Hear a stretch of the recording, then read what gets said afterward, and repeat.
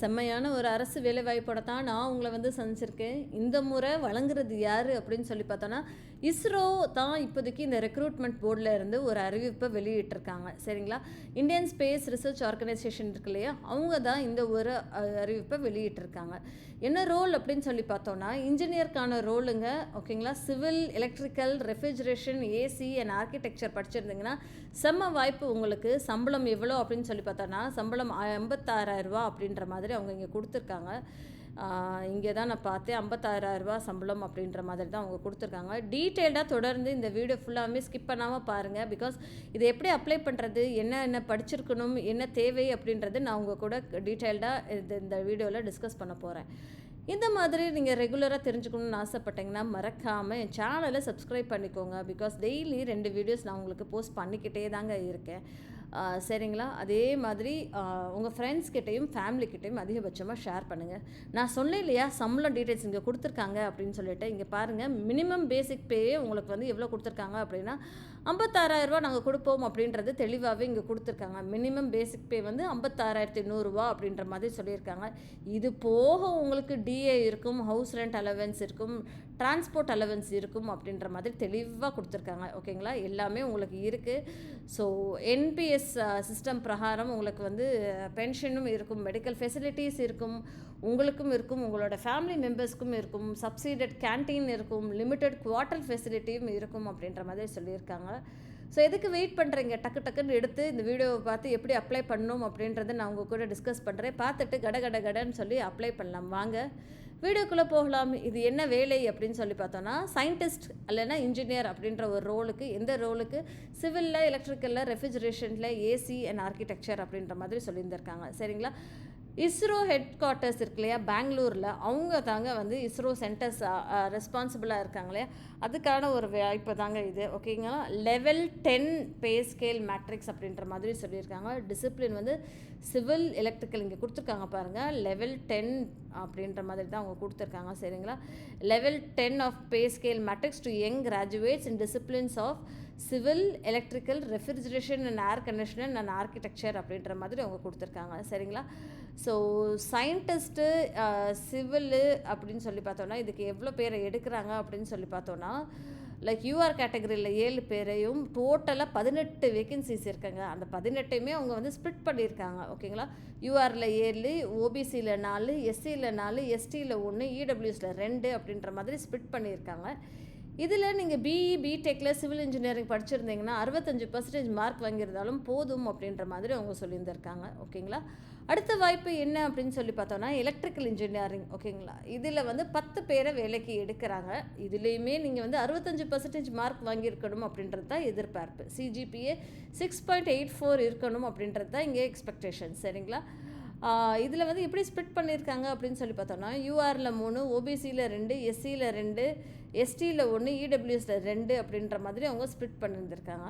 அடுத்த வாய்ப்பு என்ன அப்படின்னா, scientist or engineer role is refrigeration and air conditioning அப்படின்ற மாதிரி சொல்லியிருந்திருக்காங்க.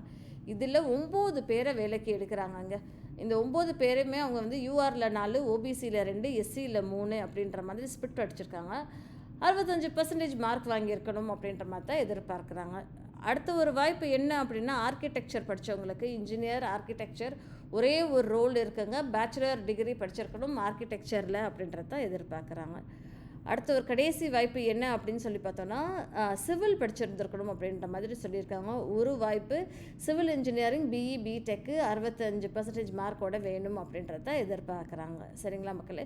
ஸோ இது அப்படியே ஸ்க்ரோல் பண்ணி பார்த்தோம் அப்படின்னு சொல்லி பார்த்தோன்னா, வயது என்ன அப்படின்னு சொல்லி கொடுத்துருக்காங்க அப்படின்னா, 28 வயசு இருக்கணும் அப்படின்ற மாதிரி சொல்லியிருக்காங்க. எனக்குள்ளே அப்படின்னா 14/7/2025. ஓகேங்களா? 28 வயசு இருக்கணும் அப்படின்றது தெளிவாகவே சொல்லியிருக்காங்க. எஸ்சி எஸ்டி கேண்டிடேட்ஸ்க்கு 33 வயசும், ஓபிசி கேண்டிடேட்க்கும் 31. அதே மாதிரி சென்ட்ரல் கவர்மெண்ட் ஸ்டாஃப் எல்லாத்துக்குமே ஏஜ் ரிலாக்ஸேஷன் இருக்குது அப்படின்ற மாதிரி தான் அவங்க சொல்லியிருந்துருக்காங்க. அது போக ஸ்க்ரோல் பண்ணி பார்த்தோம் அப்படின்னா, எப்படி அப்ளை பண்ணுறது அப்படின்ற மாதிரி அவங்க கொடுத்துருக்காங்க. அப்ளிகேஷன் வந்து ஆன்லைன் மூலயமா தாங்க அவங்க அதுக்கு அப்ளை பண்ண முடியும். ஓகே, இந்த லிங்க்கை நான் டிஸ்கிரிப்ஷன் பாக்ஸில் கொடுத்துட்றேன். கிளிக் பண்ணி நீங்கள் இதை படித்து பார்த்துட்டு அப்ளை பண்ணுங்கள்.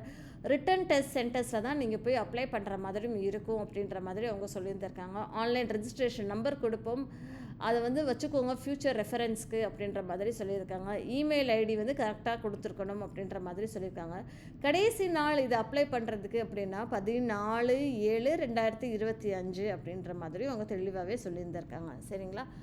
அடுத்தது வேறு என்ன கொடுத்துருக்காங்க அப்படின்னா அப்ளிகேஷன் ஃபீஸ் கொடுத்துருக்காங்க. இந்த அப்ளிகேஷன் ஃபீஸ் வந்து ஒரு நான் ரீஃபண்டபிள் அமௌண்ட் இருக்குது, ரூ. 250 அப்படின்ற மாதிரி அவங்க சொல்லியிருந்திருக்காங்க. இது போக இது வந்து அப்ளிகேஷன் ஃபீஸு, ப்ராசஸிங் ஃபீஸுன்னு சொல்லிட்டு ரூ. 750 வாங்குகிறாங்க. சரிங்களா? இது வந்து ரீஃபண்ட் பண்ணப்படும் அப்படின்ற மாதிரி சொல்லியிருக்காங்க. அந்த ரூ. 750 யாருக்கெல்லாம் ரீஃபண்ட் பண்ணப்படும்னா பெண்களுக்கு, எஸ்சி எஸ்டி கேண்டிடேட்க்கு, PWBD and ex service man கேட்டகரியில் வரவங்க எல்லாத்துக்குமே ரீஃபண்ட் பண்ணப்படும் அப்படின்ற மாதிரி அவங்க சொல்லியிருந்திருக்காங்க. மற்ற எல்லா கேண்டிடேட்டுக்குமே ரூ. 500 வந்து ரீஃபண்ட் பண்ணப்படும் அப்படின்ற அப்ளிகேஷன் ஃபீஸ் வந்து ரூ. 500 நாங்கள் எடுத்துக்குவோம் அப்படின்ற மாதிரி அவங்க சொல்லியிருந்திருக்காங்க. சரிங்களா மக்களே? இது வந்து அப்படியே ஸ்க்ரோல் பண்ணி பார்த்தீங்கன்னா எப்படி அப்ளை பண்ணுறது அப்படின்ற டீட்டெயில்ஸுமே இங்கே கொடுத்துருக்காங்க. செலெக்ஷன் ப்ராசஸ் அப்படின்னு சொல்லி பார்த்தோன்னா வேரியஸ் வென்யூஸில் வந்து செலெக்ஷன் டெஸ்ட்டு நாங்கள் கண்டக்ட் பண்ணுவோம் அப்படின்ற மாதிரி சொல்லியிருக்காங்க. நம்மளோட ஊரில் சென்னையில் அவங்க கொடுத்துருக்காங்க. பக்கத்தில் வேறு ஊர் பார்த்தோம் அப்படின்னா பெங்களூர் கொடுத்துருக்காங்க, திருவனந்தபுரம் அப்படின்ற மாதிரியும் கொடுத்துருக்காங்க. இந்த ஏரியாஸில் எல்லாத்துலேயுமே செலெக்ஷன் பண்ணுவோம், டெஸ்ட்டு வைப்போம் அப்படின்ற மாதிரி சொல்லியிருக்காங்க. இதுக்கு வந்து உங்களுக்கு மார்க் அலாட்மெண்ட் இருக்குது அப்படின்ற மாதிரி தானே சொல்லியிருக்கேன்.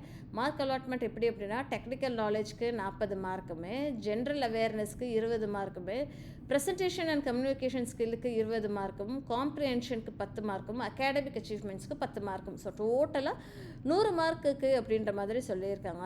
யூஆர் அண்ட் இடபிள்யூஎஸ் கேட்டகரியில் இதில் 50% இன்டர்வியூவில் நீங்கள் வாங்கினா கூட ஓகே, ரிட்டனில் ஒரு 50% வாங்குங்க அப்படின்ற மாதிரி சொல்லியிருக்காங்க. டோட்டலாக உங்களுக்கு வந்து 60% மார்க் வந்தாலுமே ஓகேப்பா அப்படின்ற மாதிரி சொல்லியிருந்திருக்காங்க. இதே வந்து எஸ்சி எஸ்டி ஓபிசி பிடபிள்யூபிடி கேண்டிடேட்ஸில் வரவங்க எப்படி அப்படின்னு பார்த்தோன்னா 40% மார்க் வேணும் பார்ட் ஏ அண்ட் பார்ட் பியில், அதே 40% மார்க் வேணும் இன்டர்வியூவில் அப்படின்ற மாதிரி சொல்லியிருக்காங்க. டோட்டல் அக்ரிகேட் எடுத்து பார்க்குறப்ப 50% மார்க் இருந்தாலுமே போதும் அப்படின்றது தான் சொல்லியிருந்திருக்காங்க. சரிங்களா? ஸோ சம்பளம் எவ்வளோ அப்படின்றது முன்னாடியே சொல்லிட்டு 56,100 அப்படின்ற மாதிரி சொல்லியிருக்காங்க.